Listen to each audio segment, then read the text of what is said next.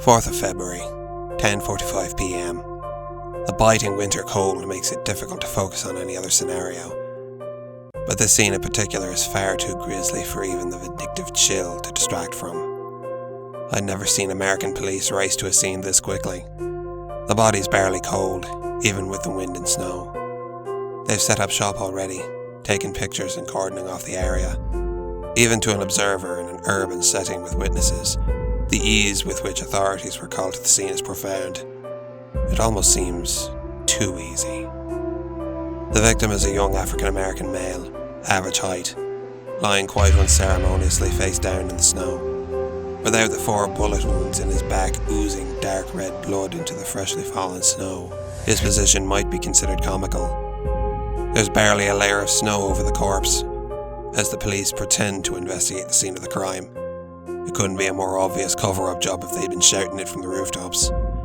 2 of the 4 officers at the scene are simply standing in the snow doing nothing, and one of those 2 is glancing around nervously, one hand on his belt, and the other tickling the handle of a service piece.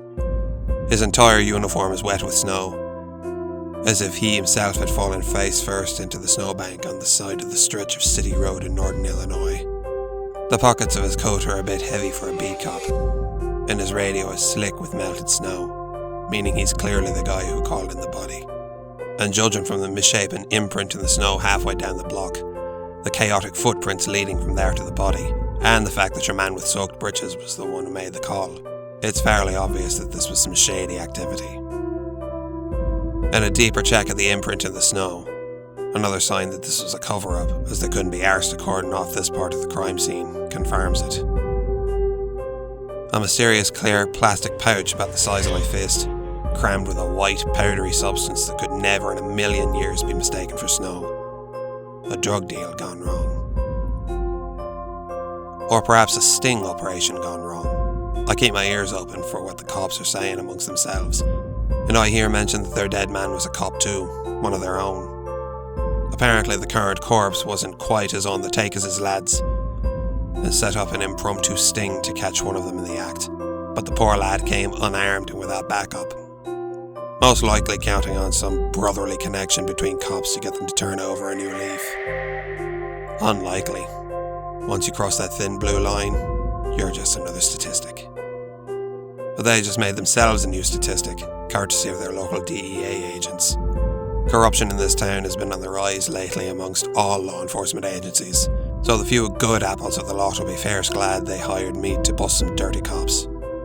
And I'll be just as glad to turn in the bastards before they can manipulate the story of their fallen man to look like just another faceless street thug peddling drugs. I can't help but smile as I think of how my father, God rest him, would have reacted to these old fools.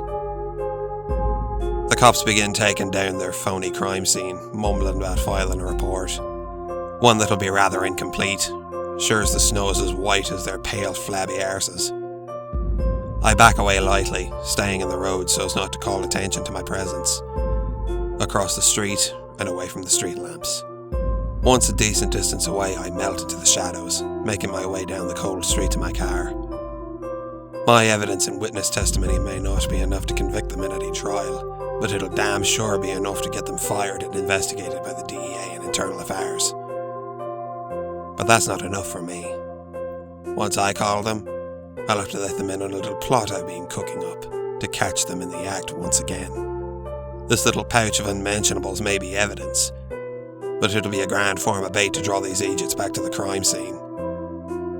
It sounds morbid, but to me, the idea of throwing away dirty, murderous cops is just grand deadly crack. This is Inspector Julian Shead. Case closed.